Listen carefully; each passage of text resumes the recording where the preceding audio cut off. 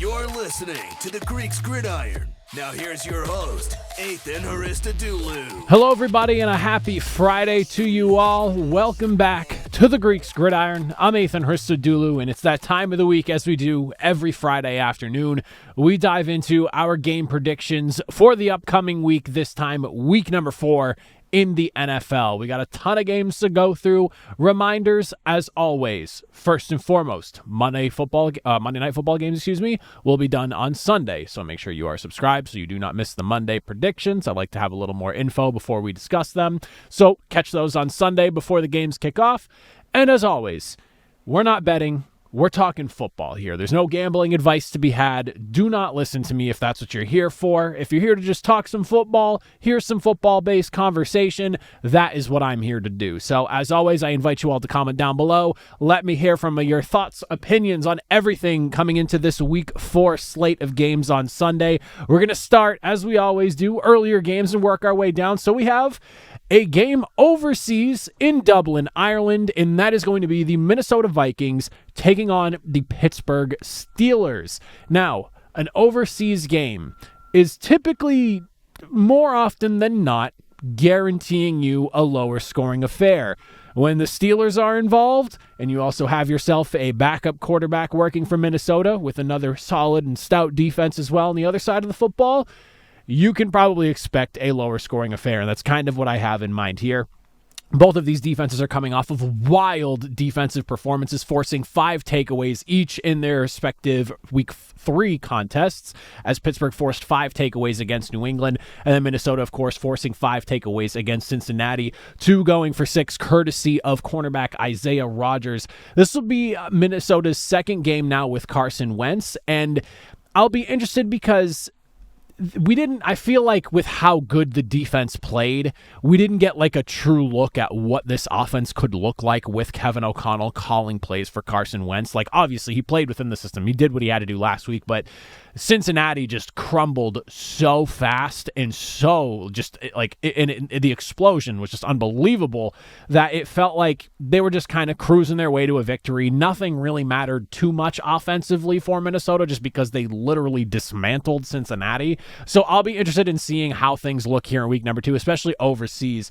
And then on top of that, you look at the way things work when it comes to offensive turnovers and where Minnesota stands. Last week, no offensive turnovers. Pittsburgh themselves has 3. So when you look at how aggressive these defenses are on both sides, how many turnovers they're just coming off of forcing and what they've already forced this season in totality, I think ball protection is going to be key for both sides here. We've seen some not so great throws here and there from Aaron Rodgers that have led to picks. He's also had some tip passes as well. And then again, Carson Wentz kind of gives you a little bit of an unknown factor because it's going to only be his second start within the offense. I'll be very interested to see who does a better job in protecting the football, especially, again, overseas where offensive series typically struggle to get moving more often than they do back in the homeland, whatever you want to call it, in the U.S., but I will be interested in seeing how that gets taken care of. I'll also be interested in seeing who tries to run the football a little bit more here. Minnesota, excluding week 3, had been letting up a ton of yards on the ground. Meanwhile, Pittsburgh was kind of in the same boat, allowing north of about 115 yards in all 3 of their games this season. So I think when you look at the running back situation with Jordan Mason in Minnesota and obviously Jaylen Warren over in Pittsburgh, Jordan Mason's had a pretty solid career to this point in spots and now taking over as Aaron Jones is currently injured and on the shelf for the foreseeable future. Last week, 116 yards, 7.3 yards per attempt, couple of touchdowns. Hell of a first start this season for him. And then Jaylen Warren, meanwhile, averaging about 44 yards per game and just about 3 yards per attempt. You're looking to see a little bit more out of that, is again, especially overseas. It's always tougher overseas. I cannot emphasize that enough. The games are always lower scoring. There's the lag, the layovers, and everything that just cause everything to be a little bit more disjointed offensively. Defenses tend to win out, and the history basically shows us that. So uglier contest. I think whoever just takes care of the football, keeps it on the ground, pounds the rock most, will find their way in the win column, and I'm actually leaning Minnesota on this one. I think I'm going to settle on the Vikings, but this one's very much a coin flip in my eyes. The defenses are going to rule this football game, in my personal opinion, but I do think I like what Minnesota showed just a little bit more last week with Carson Wentz under center. I'm still very uncertain where I stand on Aaron Rodgers' tenure so far in Pittsburgh. There's been some highs, there's been some lows, there's been a little bit of in between, but from everything that we've seen with the defense over there in Minnesota right now, if they can just bottle up against the run, I like what their defense can bring to the table, and I think they could get the better of Aaron Rodgers this weekend. Next game, we'll start working our way into those typical 1 o'clock Eastern game windows. Now, we're starting with Commanders and Falcons. Jaden Daniels will not be playing in week number 4. That was just dropped not too long ago from me starting the recording here. So that being said, with no Jaden Daniels and also no Terry McLaurin for the Washington Commanders, there is definitely a little bit of pause for concern. That being said, Marcus Mariota last week, bringing in what was some of the more was one of the more impressive performances of the entire weekend, leading the Commanders offense to a whopping 400 total yards of offense against Las Vegas, scoring a couple of touchdowns, one through the air, one through the ground. Atlanta's defense has been a tough unit to work against for the most part this season, and even in their loss to Carolina last week, it's not like their defense was getting demolished by any means. A lot of offensive mistakes led to that 30 points that ended up being on the board for Carolina. So if Atlanta can find their pass rush, they had 8 sacks through weeks 1 and 2, obviously 0 last week, and they're allowing about 131 yards per game, which is best in the NFL through the air. I would say that I do think there's an opportunity there with a backup quarterback in Washington that ATL could find some really good opportunities to shut things down and make what looked like a really good first performance for Marcus Mariota be a thing of the past in the second week, especially in Atlanta. The thing, though, with Atlanta's offense that we obviously have to address is the way that offense looked last week. And it, to put it simply, was not great. Need a bounce-back game from Michael Penix here, and I do think that the best way you can do that is just lean on the running game. Let this be kind of like an ease-back-in moment for the young quarterback. You have a really strong stable of running backs over there in Atlanta, and even last week, as things were just getting way out of hand with the offense, just whether it was turning the ball over or just not being able to sustain drives, whatever the reason may be during that rout against Carolina, you still had Bijan, who on the 13 rushing attempts he got, averaging 5.5 yards per attempt. Washington's been fairly good against the run. They're allowing about 100 yards per game so far this season, about 3.7 yards per attempt. I think if you look at how this game is kind of shaping itself up, backup quarterback on one side, young quarterback who's still working through an entire season's worth of game at this point since he started about midway through last season. You want to focus on ground control and not putting the ball in too many sketchy places through the air. So I think looking at what Washington has been able to do with getting after the quarterback, they have 9 sacks this season. They're 3rd in total pressures. You don't want to put Michael Penix in a situation where he's dropping back a ton and dealing with a lot coming up at him in as far as pass rush is concerned. So I think dial back the passing a hair, challenge Washington's run defense, lean on your talented stable of running backs, headlined by, of course, Bijan Robinson, who, again, only 13 rushing attempts last season, but was ripping it on the ground. Help out your young quarterback who's still working through a first season slate worth of games right now. I do like the Commanders in this one, even though it is in Atlanta, even without Jaden Daniels, even without Terry McLaurin. I'm a little bit worried about what we got from Atlanta last year. That could just be a blip thing against a division rival, and I end up being completely way off on this one here. Rolling the dice on a backup quarterback and not having your number 1 wide receiver scares me a little bit. You could probably expect a heavy emphasis on the run game with Washington, but also seeing a guy like a Deebo Samuel, who's obviously been involved in the offense, see even more involvement there. But I do still think I trust the Commanders just a little bit more with what we've seen from them so far, even without Jaden Daniels. So I'll take them 26-21. I think we see some points, but it isn't going to be an overly high-scoring affair.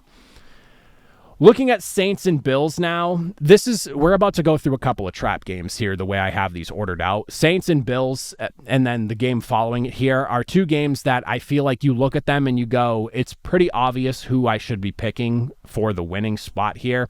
After watching what Seattle did to New Orleans last week, I feel like we're going to see more of the same again here in Buffalo. New Orleans has yet to score more than 21 points in a game, and you see the way their opponents have kind of like progressively just bent the defense over more and more and more each week. It started with 20 points allowed the first week, then 26, and then ultimately 44 last week as things just kind of completely fell apart. Buffalo's averaging a whopping 34 points per game this season. They have yet to score less than 30 in any of those matchups. If I'm not taking Buffalo, I'm a literal psychopath. If Buffalo gets upset in this game and anyone called New Orleans on that, good on you. I am not going to sit here and try to act like I foresee that happening and lie by any means. I'm going to go safe bet. I'm going to take the Bills 31-13. It's going to be a rout in my opinion. The game right after this one, we have ourselves the Browns going into Detroit to take on the Lions, and Cleveland's in the literal same exact position, albeit this game is on the road as opposed to home, as they were last week, though. They've now had 2 tight games at home, ending up 1-1, and then they got their doors blown off on the road against Baltimore, and something tells me this next game could look a little bit more like that last road game as opposed to the 2 tight contests they've had at home. This is once again a trap game. Detroit cannot be overlooking what Cleveland has done so far this season, and it's not about the offense. It's about what that defense is capable of. They're a strong unit up front from the edge to the interior of the defensive line. They have a good secondary. Even with like the injuries they dealt with coming into the season, this is still a really strong and deep unit on top of that. From the front all the way to the back, you cannot doubt what they're capable of on the defensive side of the football. It's just a matter of Cleveland's offense not turning the ball over too many times and putting their defense in bad positions. And it's just ultimately, can this defense in Cleveland's that's looked so good slow down Detroit, who at this point in the last 2 games has put up 90 total points between the 52 against Chicago and then the 38 that they had against the Baltimore Ravens. So best 1-2 punch at running back. They have a litany of pass catchers that are capable, from those running backs to the wide receiver room in a Jamison Williams and an Amon-Ra St. Brown and a Sam Laporta at their tight end spot. And the other thing is, like, Cleveland's averaging 15 points per game right now. If things get out of hand, do I believe in this Cleveland offense to keep pace with Detroit? Absolutely not. I think Lions come away pretty handed win. 28-13. Maybe a little bit of a slower day for the Detroit Lions offense just because Cleveland's defense, again, has been pretty good so far this year. But if it ends up being a rout like what we saw Baltimore do to them, I also would not be surprised about that either. But I do think Detroit wins fairly handedly going into this contest. The next game we're going to look at is going to be an AFC clash between 2 0-3 teams, and that is the Tennessee Titans and the Houston Texans. 2 0-3 teams looking to get that first W of the season. Houston defensively has kept them in every single game despite the offensive struggles that they have dealt with this season, as the offense has already turned the ball over 5 times this season, at least once every single game. You look at what the defense has been able to do, though. 9 sacks this season, so they're averaging 3 a game right now. They have the second fastest time to pressure amongst all pass rushes in the NFL, according to Next Gen Stats. They're allowing just 17 points per game. And on top of that, they're allowing scores on only 25% of their opponent's offensive drives, which is actually best in the NFL. So basically 1 in every 4 offensive drives, their opponents are able to get down and put points on the board. And I guess, and this is not really like the greatest situation I feel like to be in, it's up to Brian Callahan to try to identify some sort of weakness to take advantage of in this game here. And with what we've been getting from Tennessee's offense and just the noise that is around Brian Callahan right now, a little bit worried about that. That being said, if there's anything, I would definitely be interested in seeing Tennessee try to rely on Tony Pollard a little bit. They haven't exactly had a ton of success running the ball, averaging 89 yards per game, which is 5th lowest in the NFL right now. Houston allowing 4.1 yards per attempt and 109 yards per game on the ground so far this season. And they also lean in the bottom 10 of run stuff rate in the NFL, according to Next Gen Stats, at about 13%. Tennessee's O-line hasn't really gotten a ton of push by any means throughout this season up front, trying to run the football, but The numbers at least show somewhat of a vulnerability against this team. And I think if you look back to like the game against the Buccaneers late in that matchup, as the defense started to wear down more and more, and Tampa Bay needed to get that go-ahead drive at the end of the game to ultimately seal the comeback, you started to see them run the football. The running backs started getting really good late. They were just pounding the defense, and what was en route to like what felt, I forget exactly how long the drive was, but it was probably like 90 yards or something like that, close to it. That's the type of thing that maybe you want to challenge with Houston's defense early on so you can wear them down and ultimately be able to do something like that once you get yourself into the fourth quarter. You're relying on your defense to keep things close and take advantage of a Texans offense that just has not been great, that is struggling in pass protection, that's struggling to get push up front themselves in the run game. So you're hoping, if you're Tennessee, for a lower scoring affair where you can set them up to ultimately beat them up on the ground late into the game, in that late stages of the third quarter into the fourth quarter of play. I do think, though, there is some concern for both of these teams as far as the belief in their head coaches and what's being done in both places right now. They're both 0-3 for a reason right now. Neither team is perfect, but the crowd seems extremely vocal in Tennessee about their displeasure in Brian Callahan, and just seeing some of the things that have gone on this year with basically him openly admitting that he did not understand the rule of a catch. And then on top of that, the sequence against the Colts to wrap up the first half. There is a few, like I look at DeMeco Ryans and I go, great defense, great head coach. The offense is not perfect, but I trust in DeMeco Ryans. Whereas what we've been getting out of Brian Callahan this first year and some change with him being head coach, nothing has really sold me on him yet. So I'm looking at quarterback. I'm looking at head coaching. I'm looking at just, it's home field advantage as well, being in Houston. Someone's going to win this game, and I think it's going to be the Texans. It's going to be ugly, in my opinion. I don't think there's going to be a lot to really write home about in this game here. I like something along the lines of 23-17, and even that kind of feels like it's a little bit high. That's only 40 points scored, but that sounds like a lot for these two teams and just the way they're kind of stacking up against each other. Expect lower scoring, uglier football. It's two 0-3 teams for a reason. It's an AFC South clash for avoiding the bottom of the barrel, but I like the Texans. This next one here, we have the Patriots and Panthers. As both of these teams, what's funny is the conversation in New England is you probably look at this and go, this is a get-right game. Where Carolina, you go, this is a winnable game that we could continue to build on the momentum here and push past that 0-2 start and make it 2-2 on the season, get back to 500. So I think it's funny because both sides probably feel like they can get one over on their opponent in this game. It does appear, though, that Christian Gonzalez will be making his season debut for New England, and I think that's going to be huge for this defense and what they want to do throughout the duration of the rest of this season. New England's pass defense has been a bit of a nightmare. 256 yards per game allowed, fourth highest in the NFL. Carolina's passing attack, for what it's worth, hasn't exactly been prolific by any means. I mean, Bryce Young has 4 touchdowns to 3 interceptions. He's completing about 60% of his passes. There's not a ton about Carolina's passing attack, and you're also going to be missing Xavier Leggett as well. There's plenty to look at and go, with Gonzalez returning, there's probably good reason to be excited about what this New England defense could look like. Couple that with the pass rush being very effective this season. A lot of things with Gonzo making his return make me feel really good about that Patriots defense in the matchup, though.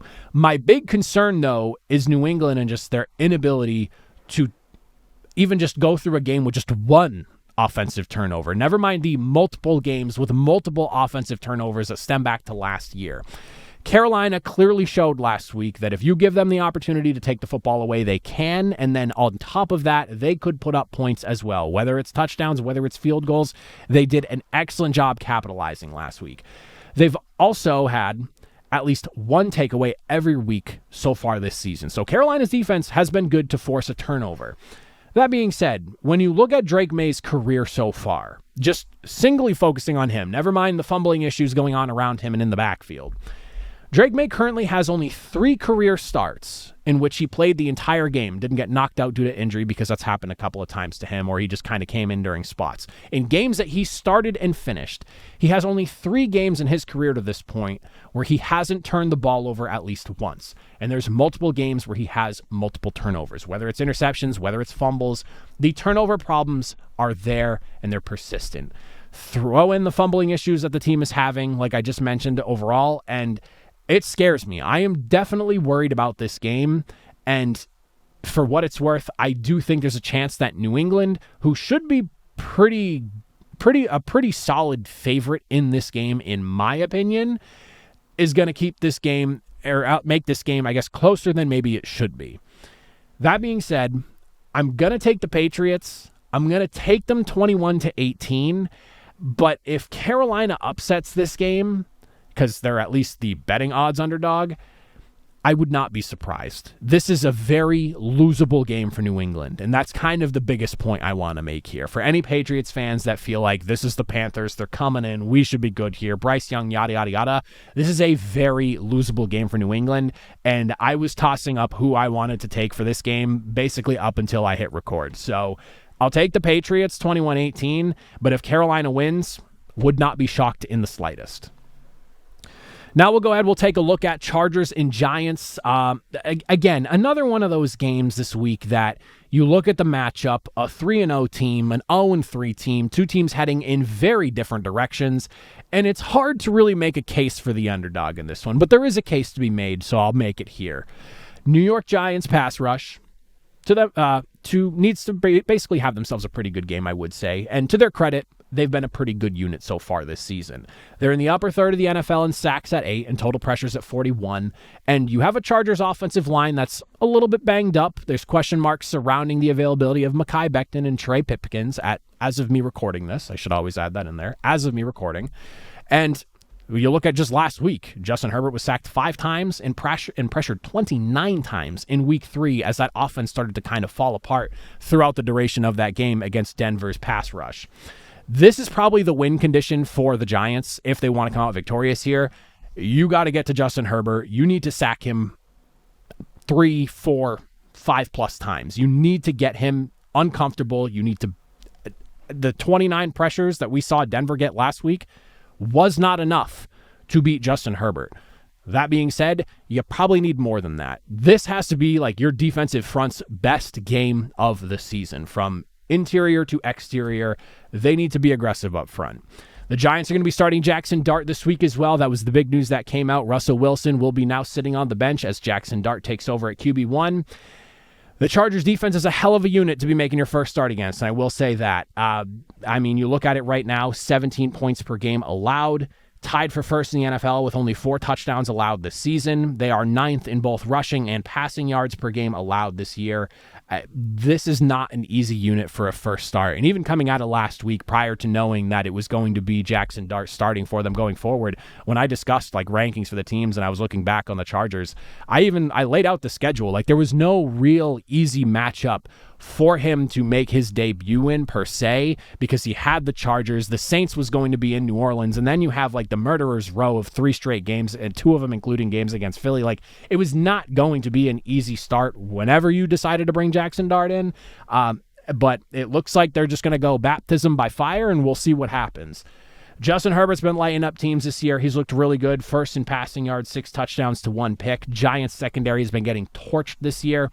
I like the Chargers. Pretty comfortable win. I have them going up 29-16 on this one. There's maybe a chance that, you get a little bit of a closer game between these two if like the pass rush of the Giants just gets really effective. But I have a feeling that rookie quarterback against that Chargers defense plus Justin Herbert and the way they've looked, and if you like using PFF numbers, I have this written in here in my notes just because it does stand out a little bit for what that's worth. Cordell Flott, currently ranked at the 32nd best cornerback in the NFL. Cordell Flott, and that is the best ranking on the defense. Paulson Adebo, 64th. Drew Phillips is ranked 86th. Those guys obviously seeing a ton of the workload as far as snaps are concerned in the secondary as well. It's not looking good. So I'll take the Chargers here. We'll see what the Giants can do, but I like the Chargers' pretty handed victory. Now we'll take a look at what has a strong case to be game of the week, and in my eyes is probably the front runner for that title as we look at the Philadelphia Eagles taking on the Tampa Bay Buccaneers. Both of these teams coming in 3-0, all 3 games for both sides ending in 1 possession contests. This should be a banger, certified, undisputed. The key to this game for Tampa Bay, in my opinion, is going to be testing that secondary and getting the ball out quick. Tristan Wirfs sounds like he could be able to make his debut this season, along with Chris Godwin as well. That seemed to have been the target range for both of those guys as they had been working back from injury. Wirfs obviously from the knee situation, Godwin obviously the ankle injury he sustained way early last season. So that would be a massive boost if both of those guys are available. Even if they're not, they're a little bit rusty. It's not quite what they're going to be for the duration of the season. Getting a Tristan Wirfs back on the blind side is enormous without question. And with the question marks surrounding Charlie Heck and his availability and just how banged up Tampa Bay's O-line is, Wirfs is a welcome addition to this offense without question, even if he is a little bit rusty. Godwin should be good too because Mike Evans is going to be out, even if Godwin's not back yet, and what I mean, he's not back to being Godwin yet. That's fine. Emeka Egbuka has been unbelievable. And if Chris Godwin's going to attract attention his way, open up plays for Egbuka, fine, so be it. Let him be a decoy for that rookie standout wide receiver. I will be very curious to see how Tampa Bay tries to attack that secondary because you have the talent, and it sounds like you might even have more time as you're dropping back to pass to make some of those plays with the way this offense is shaping up to look with key players coming back. On the flip side for Philadelphia, I will be very curious to see how their defense holds up against Bucky Irving and just that running back room as a whole. He and Rachaad White have looked pretty good together so far this season, and Philadelphia has surprisingly had a tough time trying to stop the run this season. They're allowing 133 yards per game on the ground, and that's also while allowing the sixth most in yards per attempt, as well as being seventh in rushing yards over expected for the stat nerds out there, and also being tied for fifth in runs of 10 yards or more allowed. Bucky Irving and Rachaad White, like I mentioned, really good 1-2 punch there. Baker Mayfield's ability to pick up yards with his legs in gotta have it situations is another thing that this defense will have to look out for. This matchup is as good as they come, and I think both of these teams match up extremely well. It'll really come down to just talent, who makes the play when it matters most, and I do think ball security as well. Both these teams pretty good at taking care of the football. If I'm remembering correctly, I didn't write this down, but I think the Buccaneers have yet to turn the football over this season. So two teams really good with ball protection, a lot of talent on both sides. I mean, obviously, we didn't really talk a ton about the receivers in Philadelphia, but we all know them. A.J. Brown, Devontae Smith, Saquon Barkley in the backfield. This could be a barn burner affair, and I'm all for it. Again, game of the week potential here. I'm going to go big victory, Tampa Bay Buccaneers. Give me the W, 24-23. Tight contest. I took the Rams last week to upset the Eagles, and it took a monumental collapse and choke to blow that game away. I think the Eagles might be a little bit more vulnerable than we all thought coming into the season, and they showed a bit of it last week. Baker Mayfield's on a tear. He's been leading game-winning drives every single week, and something tells me whether we see a game-winning drive or just a decisive victory when all is said and done, I think Tampa Bay can get the job done. If Philadelphia wins, though, I won't be asking to be colored shocked. It would make perfect sense. The Eagles are what they are, one of the best in the NFL. But I like Tampa Bay. This next one here, I guess a smaller case, but I wouldn't say game of the week potential here. But this could end up being a really fun contest. Colts and Rams, huh?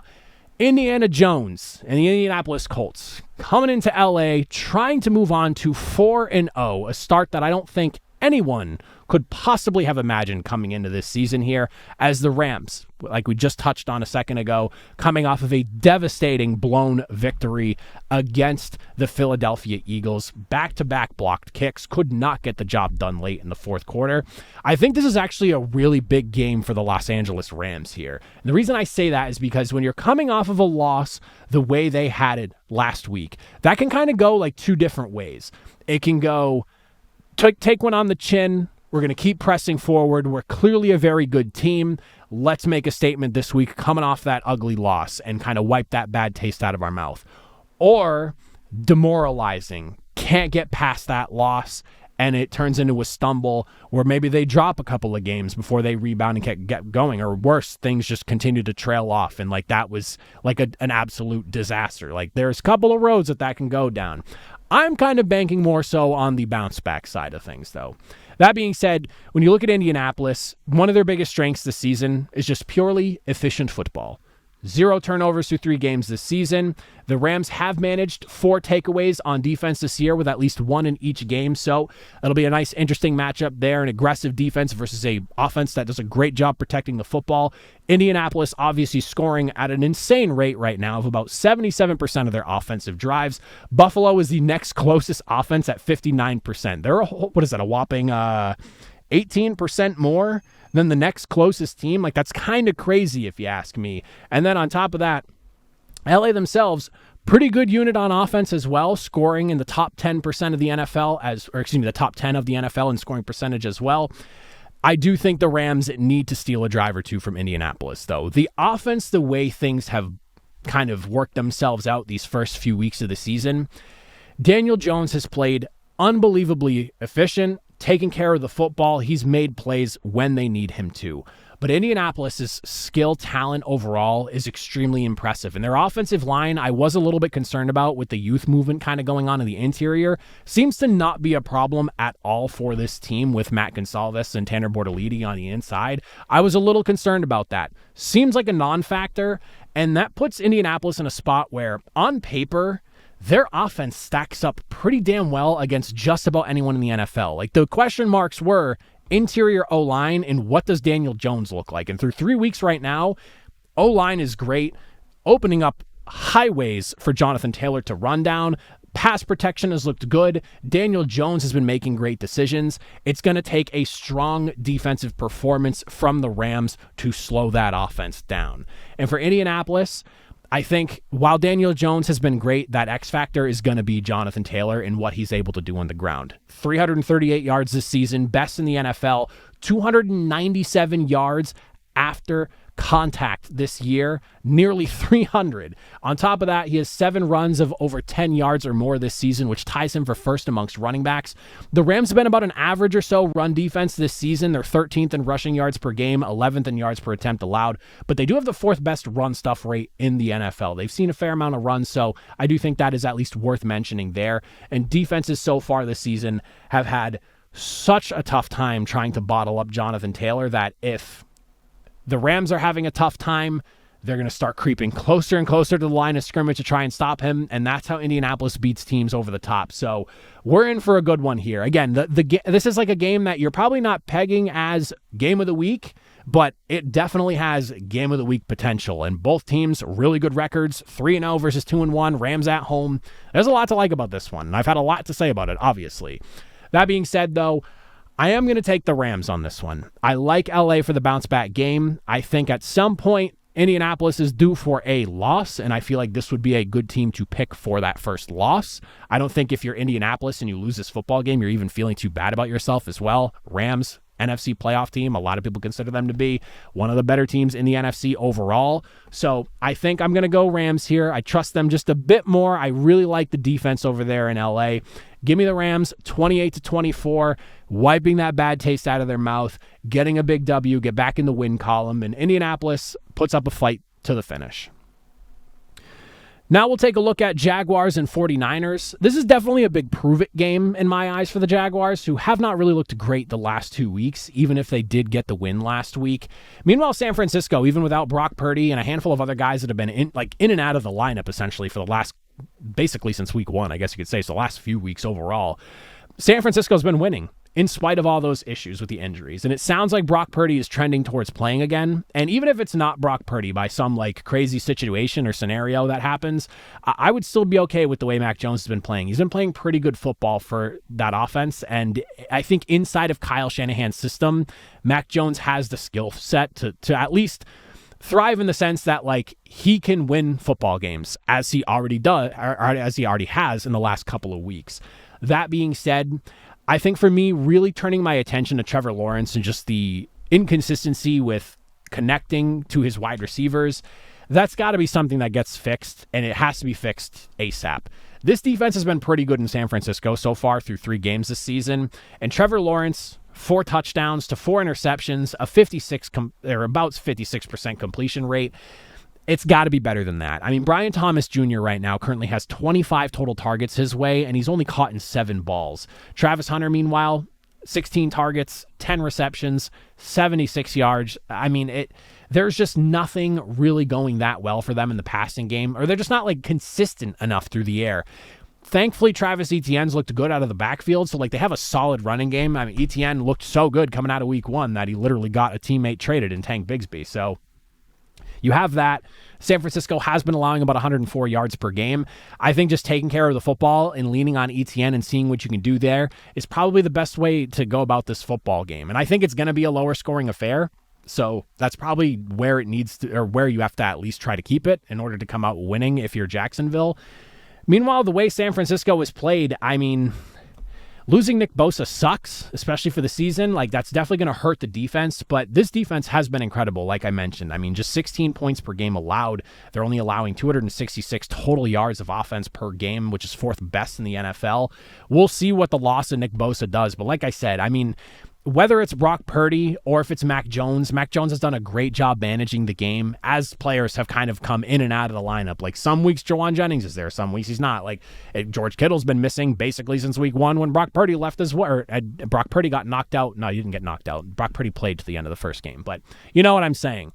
Brock Purdy's been missing. Mac Jones has been good. He hasn't had George Kittle. Jawan Jennings has not been there every single week. There's been a mixed bag of guys that this San Francisco offense has been playing with. And your one constant is that you have a pretty damn good offensive line and you have yourself Christian McCaffrey. That's been what they've been banking on.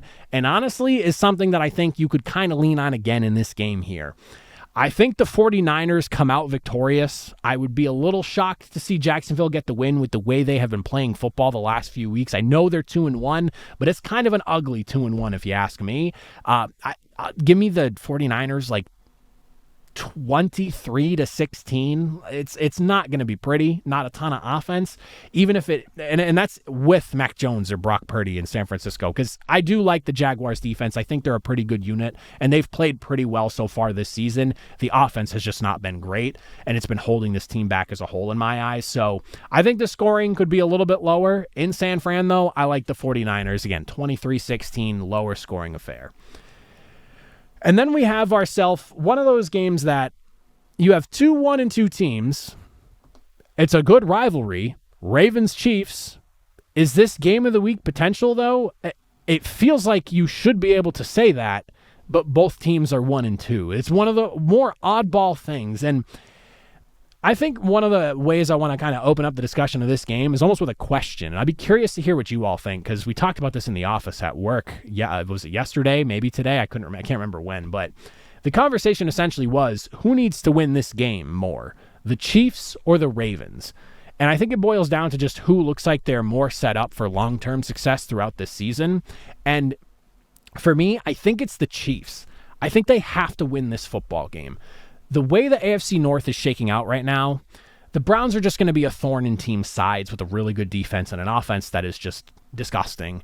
Then you have the Bengals, who we're not really sure where they're going to be as Joe Burrow is missing, but if we're going by what happened last week against Minnesota, not a team I'm too concerned about as far as the pecking order and who's going to be winning the AFC North division. I'm kind of off on the Bengals right now.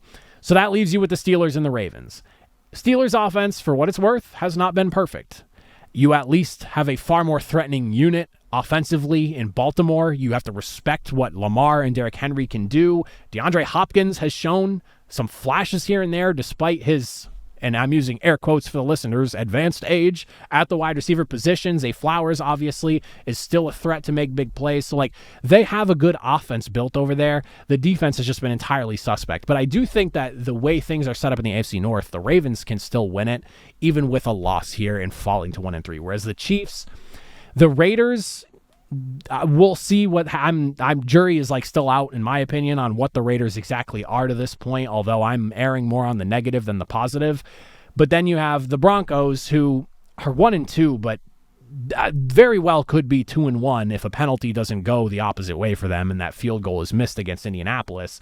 And then you also have the Chargers, 3-0. They already have a win over you, and they're undefeated in the division right now in that 3-0 run. So you have to look at it as to prevent yourself from falling too far back within this division.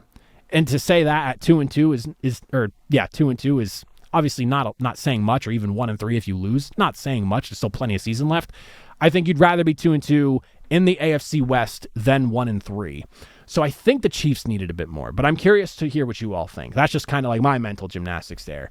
That being said, for the actual matchup itself, KC's defense and their ability to stop Derrick Henry and Lamar is going to be where the attention always goes. And I feel like that always goes for every single team that's facing up against Baltimore. Wildly enough, Baltimore has not really had quite the amount of success on the ground that I think everyone is expecting coming out of week number 1, going north of 200 yards, well north of 200 yards on the ground. They haven't been able to cross 100 yards the last couple of weeks. And you look at KC's run defense, been about average this season, 14th in yards per game allowed at 114, allowing about 4 yards per attempt, 16th in run stuff rate according to Next Gen Stats. They're also tied for 9th for most runs faced this season, running plays faced this season. So they're about an average run defense. So I'll definitely be interested in seeing how they handle that and how they manage covering Lamar Jackson.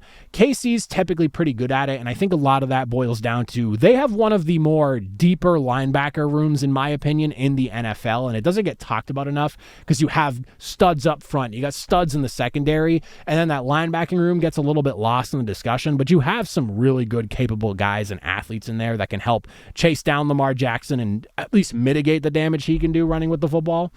On the flip side, though, I look at KC's offense and I just wonder to myself, at 20 points per game and what has been very clunky all season long, because obviously you don't have Rashee Rice, you lose Xavier Worthy right out of the gates 3 plays into the season, and you're just waiting for him to get back.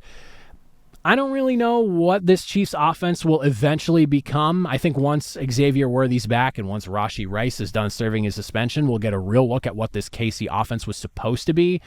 But as of right now, I don't know if it can keep pace with Baltimore if defenses kind of go out the window. And that's a big if.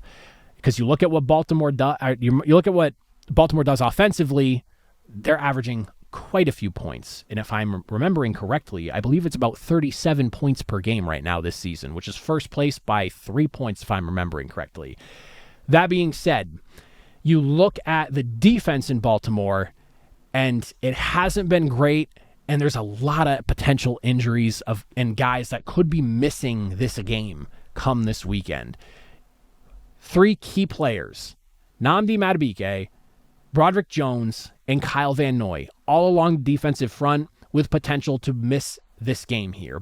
All 3 of those guys did not participate in practice as of Wednesday or Thursday. Haven't seen anything about Friday yet. I'm recording this too early because I got to get it done at this time.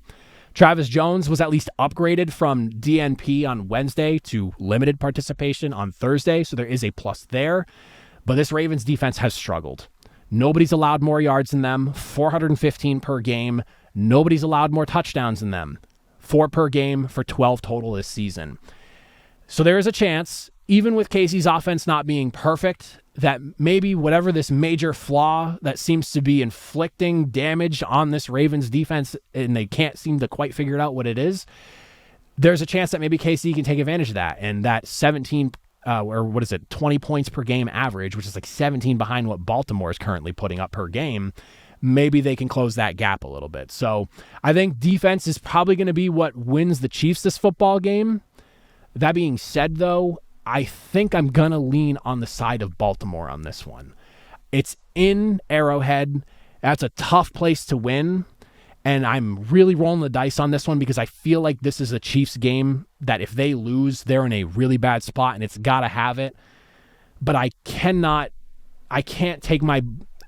pull my belief out of Baltimore that I have, especially for that offense right now. And maybe it's just it's poor judgment on my part, believing that Baltimore's defense always figures it out and starts to put it together. And maybe this is the game that they realize they need to get it together. And last week was the kick in the ass they needed kind of thing. So I like Baltimore 21-20.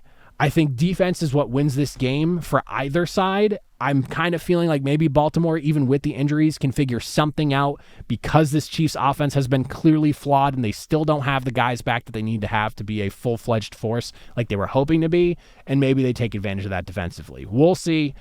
I'm having a really hard time with this one, but I landed on Baltimore. Then we have ourselves the Bears and the Raiders.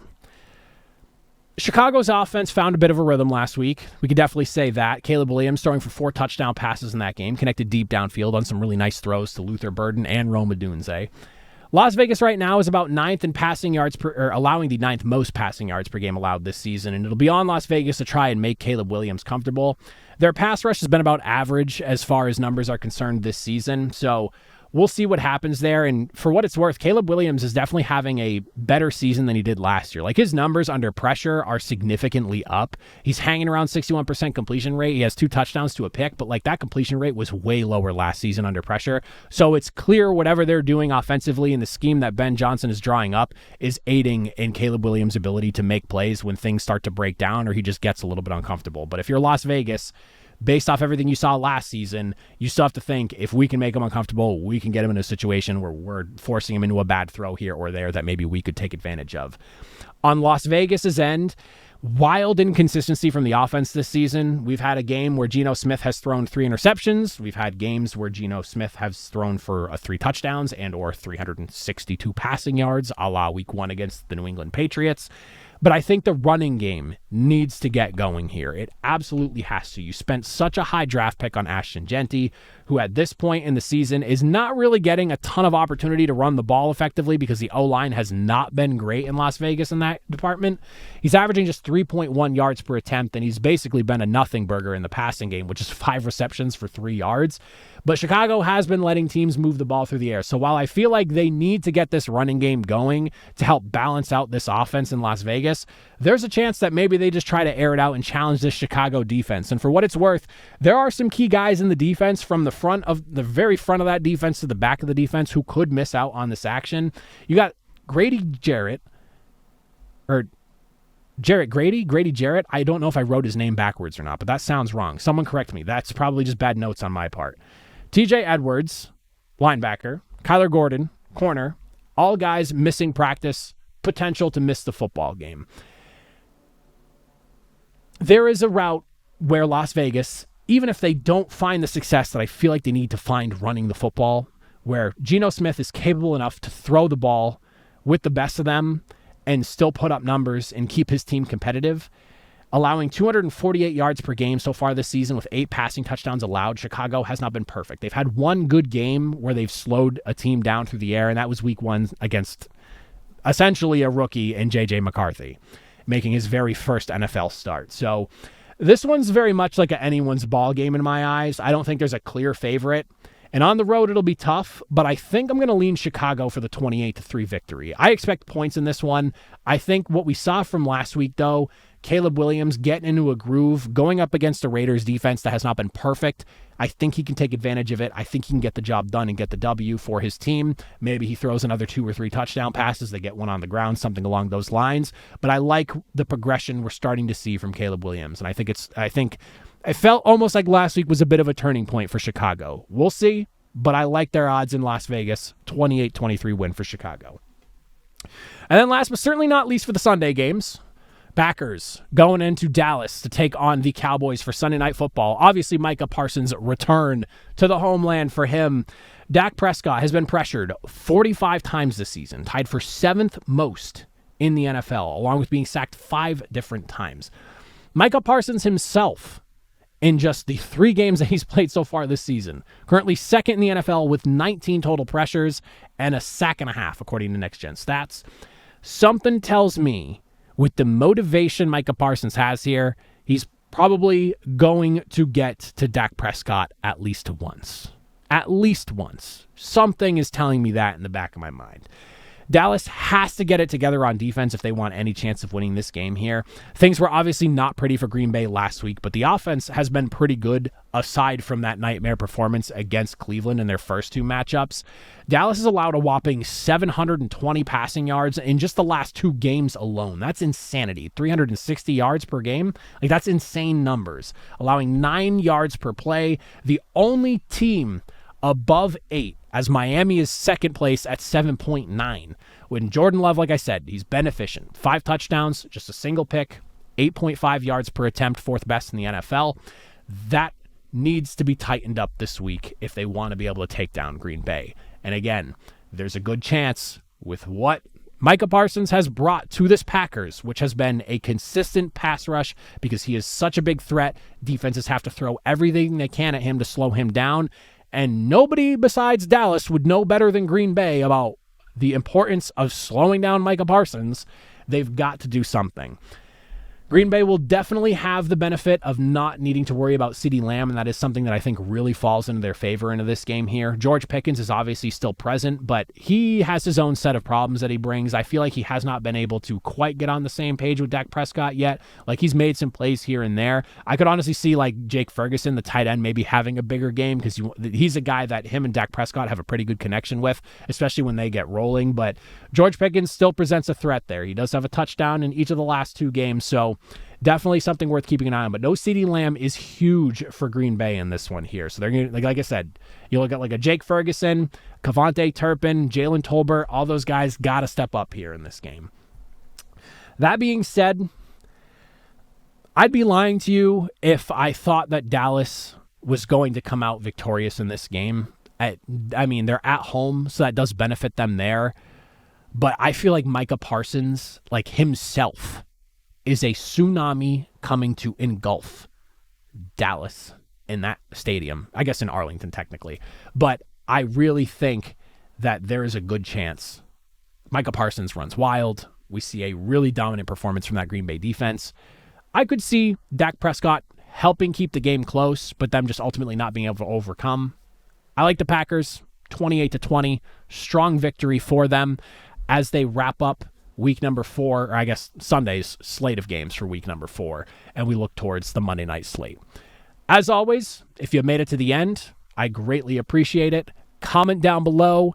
These are my picks for the Sunday slate of games. We started off 1-0. We actually went perfect on the Thursday night football game. I picked Seattle, and I picked them 23-20, so wild chain of events for that one. But we also have the Monday night games coming up. We will preview those on Sunday. Make sure you're subscribed so you don't miss out.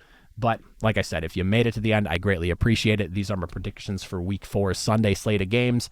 I'll see you all on Sunday to preview Monday night.